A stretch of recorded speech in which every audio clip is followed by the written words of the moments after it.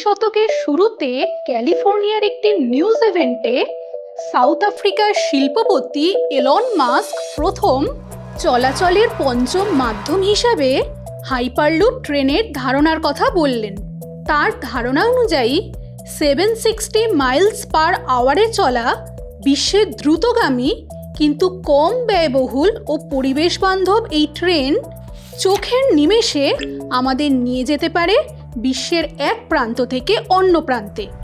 বাস অথবা ট্রেনের চাকা যাওয়ার সময় পথের সঙ্গে ঘর্ষণ সৃষ্টি করে, এরোপ্লেনও যাওয়ার সময় বায়ুর বাধা পায়। কিন্তু এই হাইপারলুপ ট্রেনের চাকা ও রেলপথ দুটোতেই শক্তিশালী তড়িৎচুম্বক ব্যবহার করে ট্রেনের চাকা লাইনের উপর স্বচ্ছন্দে ভাসিয়ে রাখা হয়, যাতে এই ট্রেনের চাকা এবং রেলপথে কোনো ঘর্ষণজনিত বাধাই না থাকে। আবার বায়ুর বাধা দূর করতে ভ্যাকুয়াম পাম্পের সাহায্যে 90% বায়ু নিষ্কাশন করে টানেলের মধ্যে দিয়ে এই ট্রেন চালানো হয়। কিন্তু এখন প্রশ্ন হলো, যদি কোনো বাধাই না থাকে তবে এই ট্রেন কিভাবে থামানো সম্ভব? আসলে এখানে ট্রেনের গতিকে নিয়ন্ত্রণ করতে তড়িৎ ও চুম্বকের একটা বিশেষ ধর্মকে কাজে লাগানো হয়, যাকে তড়িৎ চুম্বকীয় আবেশ বলা হয়ে থাকে। কিন্তু এই তড়িৎ চুম্বকীয় আবেশ ঘটনাটা আসলে কি? তোমরা বিজ্ঞানী ওরস্টেডের পরীক্ষা থেকে আগেই জেনেছো যে কোনো পরিবাহী তারের সঙ্গে ব্যাটারি যুক্ত করে কারেন্ট পাঠালে সেই তারের চারদিকে চৌম্বক ক্ষেত্রের সৃষ্টি হয়। অর্থাৎ এখানে ইলেকট্রিক কারেন্ট চৌম্বক ক্ষেত্র উৎপন্ন করে। পরবর্তীকালে মাইকেল ফ্যারাডে নামের এক নতুন বিজ্ঞানী ওরস্টেডের এই পরীক্ষার দ্বারা খুব প্রভাবিত হন এবং ভাবতে থাকেন, যদি ইলেকট্রিক কারেন্ট চৌম্বক ক্ষেত্র উৎপন্ন করতে পারে তাহলে এর উল্টোটাও কি সম্ভব? মানে চৌম্বক ক্ষেত্র থেকেও কি কোনোভাবে ইলেকট্রিক কারেন্ট পাওয়া যেতে পারে? তাই এটা নিয়ে টানা 6 বছর ফ্যারাডে অনেক রকম পরীক্ষা নিরীক্ষা করেন। এর জন্য ফ্যারাডে একটি সলিনয়েড কুণ্ডলীর দুপ্রান্তের সঙ্গে গ্যালভানোমিটার যুক্ত করে একটা দণ্ডচুম্বককে সেই কুণ্ডলীর সামনে ধরেন। তোমাদের প্রথমেই বলে দিই, এই গ্যালভানোমিটার হলো এমন একটা যন্ত্র যা ওই বর্তনীতে কারেন্ট কোন ডিরেকশনে যাচ্ছে সেটা বুঝতে সাহায্য করে।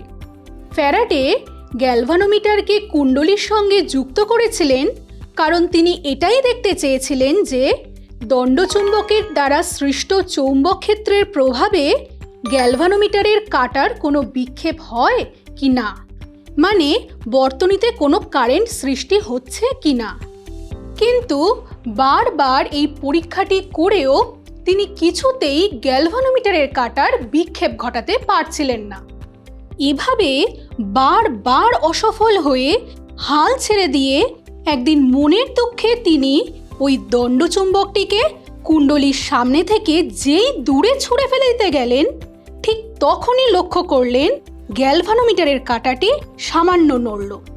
এটা দেখা মাত্রই ফ্যারাডে এইভাবে বেশ কয়েকবার দণ্ডচুম্বকটিকে কুণ্ডলীর সামনে গতিশীল করলেন, আর তাতেও দেখলেন একই ঘটনা ঘটছে।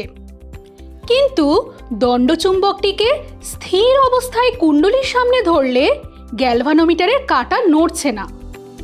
এর থেকে ফ্যারাডে এটাই বুঝলেন যে দণ্ডচুম্বক এবং কুণ্ডলীর মধ্যে একটাকে স্থির রেখে অন্যটাকে গতিশীল করলেই, মানে এদের মধ্যে আপেক্ষিক গতি সৃষ্টি করলেই কুণ্ডলীর মধ্যে দিয়ে একটি ক্ষণস্থায়ী তড়িৎ প্রবাহের সৃষ্টি হয়, আর এই তড়িৎ প্রবাহকে আবিষ্ট প্রবাহ বলা হয়।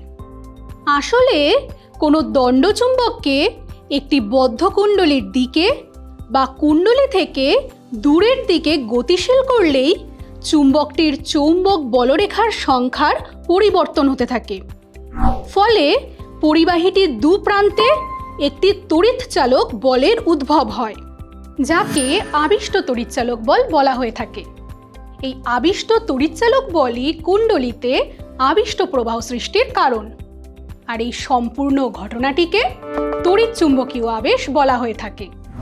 ফ্যারাডে এই পরীক্ষা করতে গিয়ে যখন দণ্ডচুম্বকের উত্তর মেরুকে কুণ্ডলীর দিকে গতিশীল করেন, তখন দেখেন গ্যালভানোমিটারের কাঁটাটি 0 দাগের ডান দিকে বিক্ষিপ্ত হচ্ছে, অর্থাৎ বর্তনীতে কারেন্ট ফ্লো ডান দিকে হচ্ছে।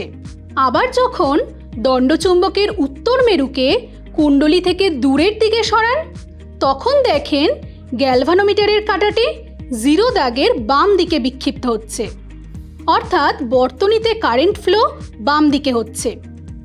কিন্তু যখন দণ্ডচুম্বকের দক্ষিণ মেরুকে কুণ্ডলীর দিকে গতিশীল করেন, তখন দেখেন গ্যালভানোমিটারের কাঁটাটি 0 দাগের বাম দিকে বিক্ষিপ্ত হচ্ছে, অর্থাৎ বর্তনীতে কারেন্ট ফ্লো বাম দিকে হচ্ছে। একই রকমভাবে যখন দণ্ডচুম্বকের দক্ষিণ মেরুকে কুণ্ডলীর দিক থেকে দূরের দিকে সরানো হয়, তখন দেখেন গ্যালভানোমিটারের কাঁটাটি 0 দাগের ডান দিকে বিক্ষিপ্ত হচ্ছে, অর্থাৎ বর্তনীতে কারেন্ট ফ্লো ডান দিকে হচ্ছে। এক্ষেত্রে তোমরা মনে রাখবে, সময়ের সঙ্গে অতিক্রান্ত চৌম্বক বলরেখার সংখ্যার পরিবর্তনের হার যত বাড়ে, কুণ্ডলীতে আবিষ্ট তড়িৎ প্রবাহের মান তত বাড়ে। ফলে চুম্বকটিকে যত দ্রুত কুণ্ডলীর কাছে আনা হয় বা কুণ্ডলী থেকে দূরে সরানো হয়, গ্যালভানোমিটারটির বিক্ষেপ তত বেশি হয়। এছাড়াও বেশি মেরুশক্তি বিশিষ্ট চুম্বক ব্যবহার করে সলিনয়েড কুণ্ডলীর ক্ষেত্রফল বাড়িয়ে এবং কুণ্ডলীর মধ্যে তারের পাক সংখ্যা বাড়িয়েও কুণ্ডলীর মধ্যে আবিষ্ট তড়িৎ প্রবাহের মান বাড়ানো সম্ভব। আজকের ক্লাসের শুরুতে তোমাদের যে হাইপারলুপ ট্রেনের কথা বলছিলাম, সেখানে রেল লাইনে শক্তিশালী তড়িৎ চুম্বকের অবস্থান বারবার পরিবর্তন করে আবিষ্ট প্রবাহ মাত্রায় হ্রাস বৃদ্ধি ঘটানো হয়। আর এভাবেই তড়িৎচুম্বকীয় আবেশের ঘটনাকে কাজে লাগিয়ে হাইপারলুপ ট্রেনের গতি নিয়ন্ত্রণ করা যায়। এছাড়াও বর্তমানে induction cooking oven, induction motor, এমনকি ইলেকট্রিক জেনারেটরেও এই তড়িৎচুম্বকীয় আবেশের ঘটনাকেই কাজে লাগানো হয়।